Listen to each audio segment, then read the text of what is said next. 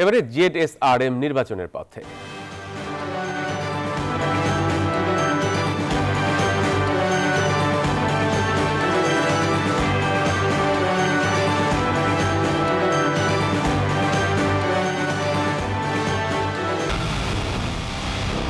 পুরো দেশের মুখে হাসি ফোটাতে নিজেকে হতে হয় স্ট্রং, আর মনোবল হতে হয় স্পার্ক জিরো। জেডএসআরএম 25 বছরের পথ চলায় নিরাপদে রাখার প্রত্যয়ে। সাত আউলিয়ার জেলা সিলেট, নির্বাচনী আসন মোট ৬টি।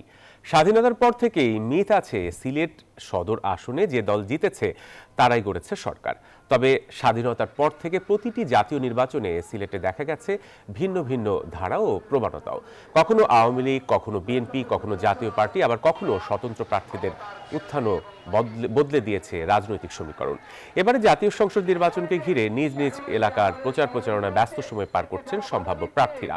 ৬টি সংসদীয় আসনে মোট ভোটার সংখ্যা ২৮,৭০,৮০১ জন। তবে প্রার্থী নির্বাচনে নানা হিসেব নিকেশ করছেন ভোটাররা।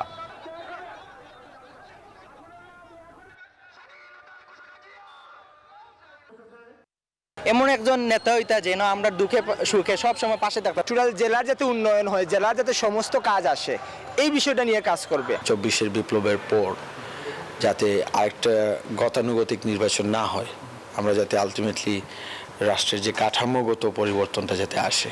স্বৈরশাসকের সময়ও আমরা সবসময় নির্বাচনের জন্য প্রস্তুত ছিলাম, আর এখন তো আমরা পুরোদমে প্রস্তুত আছি। সবার মধ্যে একটা উৎসাহ উদ্দীপনা জানার আগ্রহ আকাঙ্ক্ষা, বিষয়গুলো আরো তীব্র হচ্ছে।